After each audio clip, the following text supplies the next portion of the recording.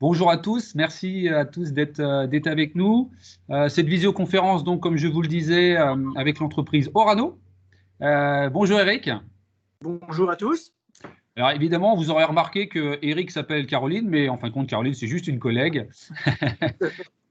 Et que c'est Eric Vastel, donc, qui va se présenter dans quelques secondes et à qui on va échanger pour vous éclairer sur ce que c'est qu'Orano. Peut-être que vous ne le connaissez pas, cette entreprise, ce qui m'étonnerait parce que vous allez voir que c'est une très grosse entreprise. Et puis, on va pouvoir voir avec lui les besoins en recrutement. Hein, et ils sont fort nombreux pour l'entreprise Orano, qui est une entreprise majeure sur le département et en particulier sur le Nord Cotentin. Bonjour Eric. Bonjour, je suis donc Eric Vattel, je suis recruteur au sein de l'entité CSP du Nord Cotentin. CSP, c'est un centre de services partagés et donc nous sommes en charge de recruter l'ensemble des collaborateurs pour les entités Orano sur le bassin nord-ouest. À titre personnel, je m'occupe évidemment du recrutement, mais également je suis pilote de l'alternance et de toutes les démarches qui concernent la professionnalisation de nos collaborateurs à travers la mise en place de parcours de formation spécifiques en fonction de nos différents métiers.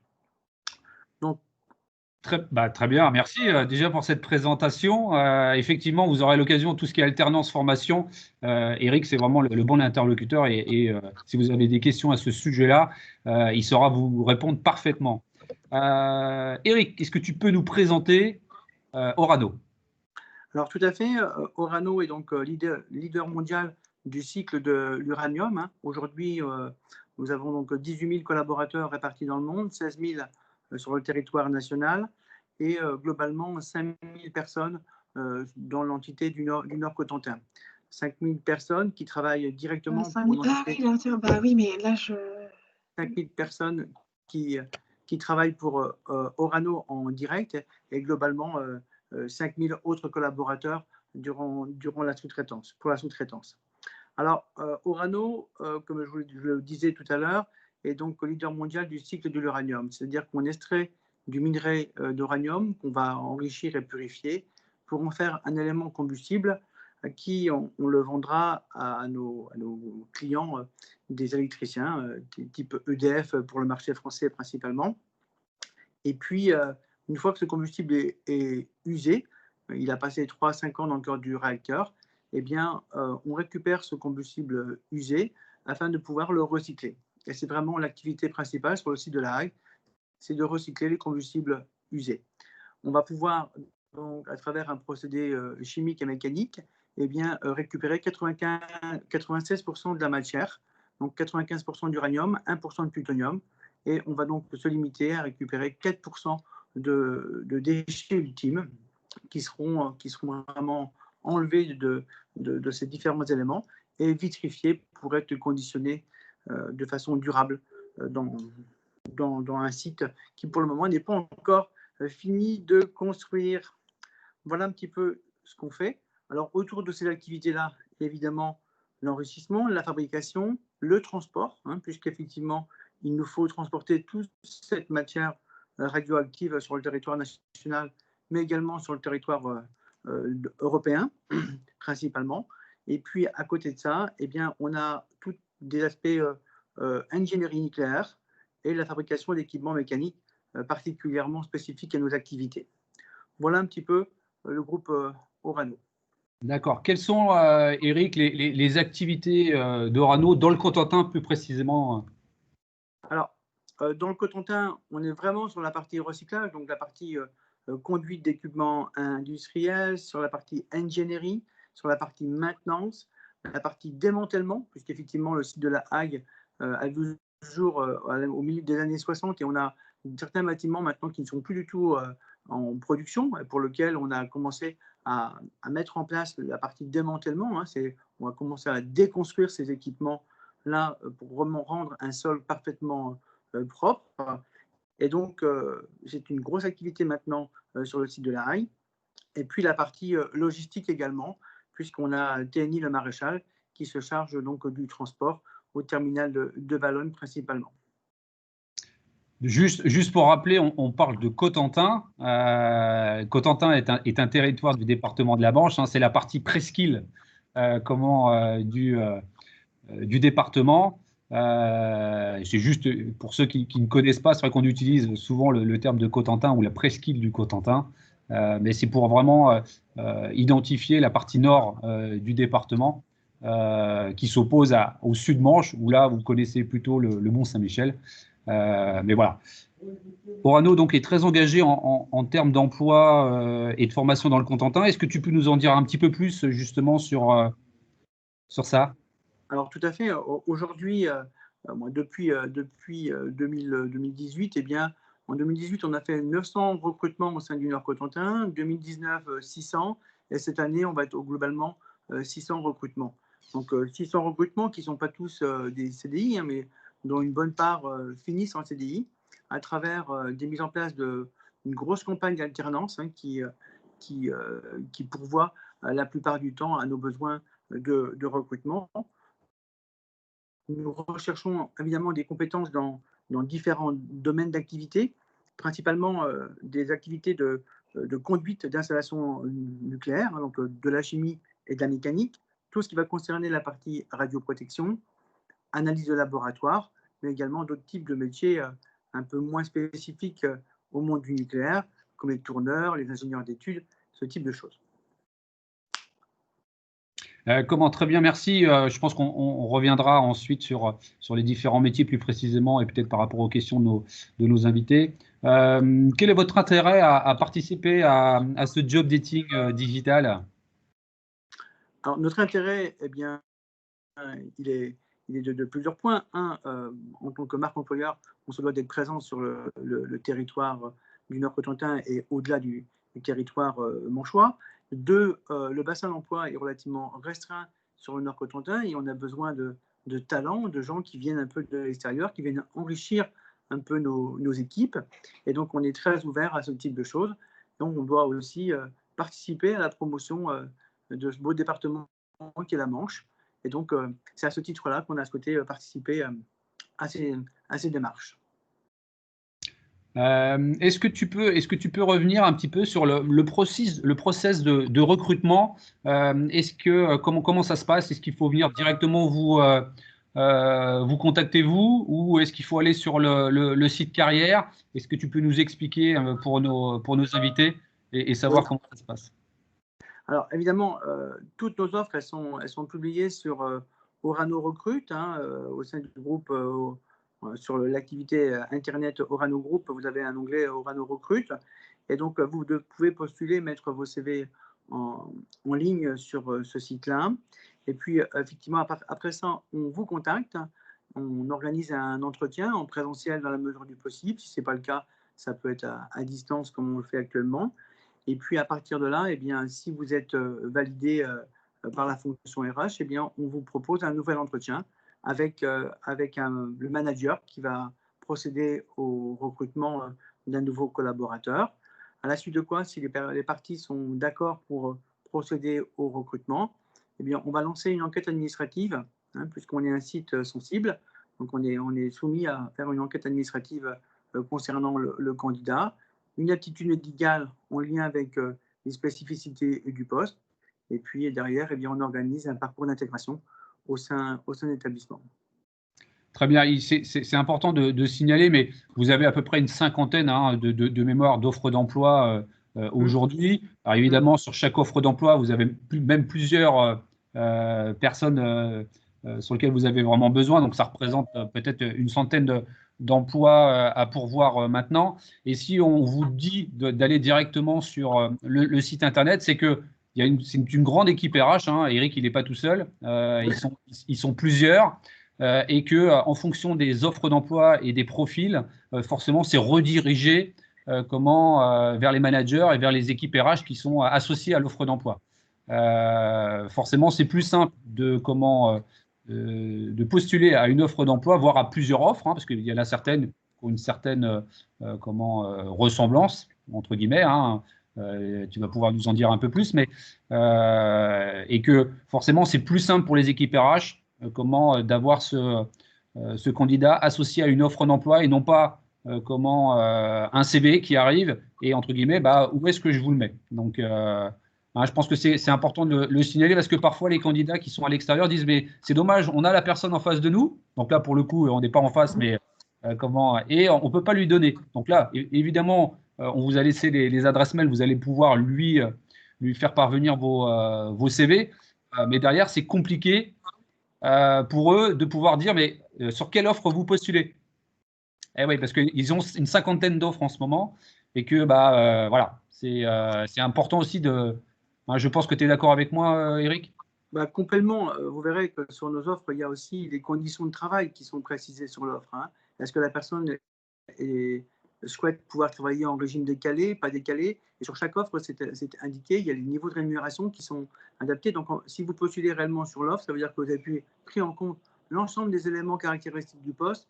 Et à partir de là, votre candidature va être étudiée avec beaucoup d'attention puisque vous aurez coché tout un tas de prédispositions, je dirais, pour occuper ce poste-là. Donc, effectivement, c'est pour nous faciliter la vie, nous, en fonction RH, mais ça donne de la crédibilité à votre candidature. Et puis, au-delà de ça, moi, je suis d'accord pour que vous puissiez, postuler sur plusieurs offres. Essayez quand même d'y trouver une cohérence. Hein. On a beaucoup de candidats qui postulent sur toutes nos offres, qui des fois n'ont rien à voir l'une avec l'autre, pas grand-chose à voir avec les aptitudes professionnelles qui sont visibles sur leur CV. Donc, trouver de la cohérence et à partir de là, il n'y a pas de difficulté. On répond assez rapidement à vos candidatures. Alors, effectivement, avec la crise que l'on vit aujourd'hui, on a pas mal de sujets qui nous préoccupent au quotidien, mais généralement, le temps de réponse est d'une quinzaine de jours pour qu'on puisse vous faire un retour. Et profiter d'avoir l'adresse mail d'Eric, ou même de Caroline, sa collègue, pour justement échanger, hein, parce que c'est important aussi avec le stand virtuel, mais parfois avec le stand virtuel, comment on ne peut pas toujours avoir accès aux recruteurs parce qu'il y a du monde. N'hésitez pas à leur demander un petit rendez-vous téléphonique, ne serait-ce que 5-10 minutes, pour qu'ils puissent vous conseiller comment justement sur comment postuler, sur quel type d'offre exactement. Et puis, ça permet de prendre connaissance et eux, ils auront en tête votre profil, donc ça sera peut-être plus simple. Et ils vous orienteront forcément vers les bonnes offres d'emploi et ce, en fonction de votre profil. Hein, je pense que c'est le message qu'on peut donner, Eric. Tout à fait, tout à fait. N'ayez pas peur de nous contacter en amont, hein, très clairement. On est là aussi pour répondre à vos questions. Donc, n'hésitez pas, soit moi, soit Caroline, à nous contacter. Très bien. Sandra, est-ce que tu as quelques questions? On pourrait peut-être y répondre. Oui, alors une ou deux, notamment sur la formation. Eric, donc vous qui êtes dans la formation, qu'est-ce que vous pouvez proposer pour un ingénieur généraliste agronome afin d'être recruté et de faire carrière chez Orano? Alors ça, c'est une bonne question. Là, très clairement, je ne peux pas vous dire puisque je n'ai pas de poste en lien avec ces compétences actuelles. Il faudrait vraiment qu'on ait un échange pour voir qu'est-ce qui l'intéresse, c'est quoi sa motivation dans le travail, dans quel environnement il serait amené à vouloir évoluer. Donc, à partir de là, on pourrait déterminer un cursus de formation qui soit adapté en fonction du poste visé. D'accord. Donc, comme le disait Olivier tout à l'heure, hein, le mieux, c'est de vous envoyer le CV. Voilà. Ça va générer un échange directement avec vous. D'accord. Ouais. Des postes sont-ils à pourvoir dans des fonctions support et ou administratives? Très clairement, non. Je suis désolé. Aujourd'hui, sauf quelques exceptions qui nous arrivent au fil de l'eau lors de l'année, mais aujourd'hui, on n'a pas du tout de besoin dans ce domaine. D'accord. Peut-être au siège social, sur Paris, mais même pas, non. Vraiment pas vous dire non. Très clairement, si vous faites l'effort d'aller sur notre site internet, vous aurez l'ensemble des offres qui sont disponibles, d'accord. Mais vous verrez que la plupart des offres sont vraiment des offres un peu techniques, spécialisées, et pas du tout dans le domaine indiqué. D'accord. Vous avez évoqué tout à l'heure analyse en laboratoire, pardon. Qu'entendez-vous par analyse en laboratoire? Alors, plusieurs choses, hein, effectivement. C'est des gens qui ont plutôt un profil soit bac STL, soit BTS, métier de la chimie, licence chimie. Ce type de profil m'intéresse parfaitement. Donc, c'est des gens qui vont soit travailler sur une paillasse à effectuer des analyses, soit travailler à travers des chaînes blindées qui vont garantir leur protection pour faire des véritables analyses de laboratoire. Alors, le monde paramédical ou médical peut tout à fait y trouver un intérêt également. Hein. On a les mêmes types de compétences, de la rigueur, il faut être soigneux, il faut faire attention aux analyses que l'on fait. Mais oui, c'est des profils qui nous intéressent également. D'accord. La personne précise qu'elle a un bac +8 en chimie et nanotechnologie. Oh. Alors, comment je veux dire, vous voyez bien, voilà, je suis un peu embêté pour lui répondre parce que c'est des niveaux d'études qui ne correspondent pas aujourd'hui à nos besoins. Je ne doute pas que ce soit un profil très, très intéressant, mais aujourd'hui, je n'ai pas de poste à pourvoir sur ce niveau d'expertise.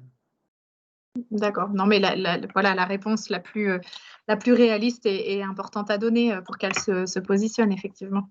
Voilà. Merci. Y a-t-il des postes à pourvoir en ingénierie mécanique? Machine tournante, par exemple. Oui. Oui, d'accord. Oui. Donc, ce candidat peut les retrouver sur Orano Recrute, notamment. Alors, certainement. D'accord. Mais son CV m'intéresse au plus haut point. Ah, très bien. Je pense que le message est passé. Nous, effectivement, on publie les offres pour lesquelles on a l'autorisation de recruter dans l'immédiat. Hein, donc, Oui. des offres qui sont pourvues, qui sont à pourvoir sur le plan de recrutement 2020. Mais on commence déjà à étudier des possibilités de recrutement pour le début de l'année 2021. Et je sais que ce type de profil pourrait nous intéresser début d'année 2021. Donc, oui, son CV peut m'intéresser rapidement. Parfait. Bon, votre email est remis dans la boucle là, à tous, hein, notamment pour cette personne. N'hésitez pas à envoyer à Eric votre CV. J'avais une autre interrogation, des postes en HSE ou gestion des déchets, est-ce qu'il y en a actuellement ou à court terme?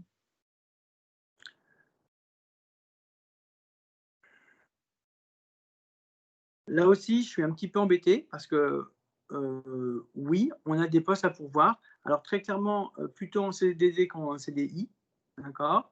Ce qui va nous manquer dans ce domaine spécifique, c'est une culture en radioprotection, une culture du nucléaire. Hein. Il faut juste savoir l'expérience des gens, le CV, ce qu'ils ont fait. Est-ce qu'on est capable de transférer des compétences similaires. Hein. Si la personne a géré des déchets en milieu hospitalier, par exemple, ça peut avoir du sens, c'est peut-être intéressant. Si c'est que du déchet un peu classique, ça va être un petit peu loin de notre environnement industriel. D'accord, merci. Et puis j'ai une toute dernière question. Est-ce la politique d'Orano de recruter des personnes venant de milieux professionnels différents, mais de type industriel, comme les moyens de paiement? Je pense que c'est une personne qui a un profil dans peut-être la banque. Alors, moi, je suis en charge du recrutement des CQPI, hein, des conducteurs d'équipements industriels. Donc, c'est des gens qui sont en reconversion professionnelle pour lesquels on leur fait passer des tests d'aptitude professionnelle sur vraiment le niveau de rigueur, travailler en équipe, ce type de compétences. Et on les accompagne pendant 18 mois pour les former au métier d'opérateur. Et ça, j'effectue à peu près une 60aine de recrutements par an dans ce domaine-là. Et globalement, 95-96% des gens qui sont recrutés et qui sortent avec la qualification professionnelle CQPI à l'issue de leur parcours de formation sont embauchés assez rapidement au sein de l'entreprise. Oui. Et c'est vraiment des parcours de reconversion professionnelle. Très bien. Très bien. Est-ce que tu peux nous dire un petit peu quelles sont les perspectives de carrière au sein du groupe Orano ou au sein de l'entreprise? Alors, comme vous l'avez perçu, effectivement, sur le territoire du Nord-Cotentin, c'est donc 5000 collaborateurs, quasiment 3000 sur le site principal de La Hague. Et donc, les opportunités d'évolution sont quand même assez importantes. Les gens peuvent passer du domaine de la production à la maintenance, en passant par la radioprotection, voire en fonction de support. Si je prends mon cas personnel, j'ai été recruté sur un poste d'opérateur. J'ai travaillé un petit peu au sein du laboratoire. J'ai fait une expérience professionnelle au sein de la maintenance avant de postuler sur un poste en RH depuis presque 20 ans maintenant. Vous voyez, des parcours qui sont atypiques comme le mien sont assez réguliers sur l'établissement. Alors, moi, j'ai cherché à me diversifier dans différents domaines, mais on peut arriver sur un poste d'opérateur, monter référent technique, être un chef de car, responsable d'atelier. Il y a quand même pas mal d'expériences comme ceci. Au sein de l'équipe RH qui est autour de moi, la moitié de l'effectif n'a pas un cursus de formation spécifique RH. Elle vient soit du côté achat, soit du côté de la radioprotection ou de gestion de projet. Donc, vous voyez, les parcours sont vraiment très différents et le site fait en sorte de promouvoir ce type de démarche. La mobilité interne est très active pour pouvoir donner des projets de carrière qui restent motivants pour l'ensemble des collaborateurs. Et j'imagine que l'entreprise accompagne justement cette montée en compétences par des formations. Oui, je veux dire, sur l'établissement de la Hague, le plan de formation aujourd'hui doit être situé aux alentours de 140 000 heures de formation. Tous les postes sont équipés, entre guillemets, de livrets de compagnonnage, c'est-à-dire qu'au moment où vous arrivez sur un poste, vous avez un tuteur qui est donc désigné et il a un guide méthodologique pour vous accompagner dans votre progression. Vous n'êtes pas abandonné sur votre nouveau poste de travail, donc vous êtes accompagné au moment de votre arrivée, mais également en amont. On a pu préparer votre arrivée en vous demandant de participer à des formations prérequis qui vous permettent d'arriver sur votre poste en ayant déjà le vocabulaire ou les grandes notions du poste afin de vous incorporer le plus facilement possible au sein de votre nouvelle équipe.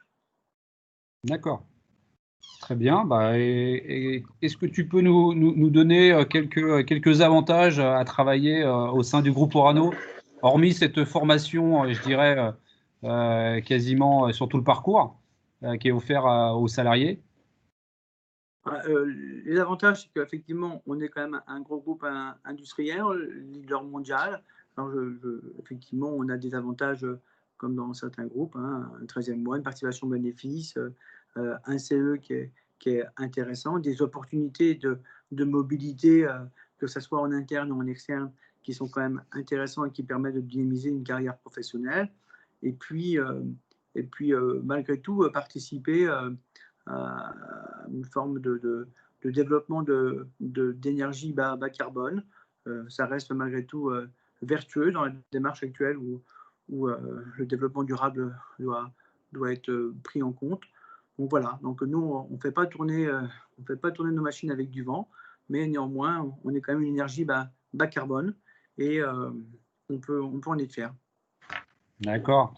Eh ben, merci beaucoup. S'il n'y a plus de questions, eh ben, on va terminer avec cette visioconférence. Alors, Eric, on t'a perdu au niveau de la vidéo, mais il n'y a pas très longtemps, donc c'est pas très grave. Hein. Je n'ai pas voulu te couper dans ton élan. On t'entend très très bien, donc c'est suffisant hein, pour nos participants. Merci à tous de votre présence.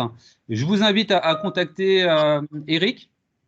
Hein, pour échanger avec lui sur votre profil, sur vos envies de peut-être comment travailler chez Orano. Il vous donnera toutes les informations que vous avez besoin. Et puis, je vous souhaite une bonne fin de journée.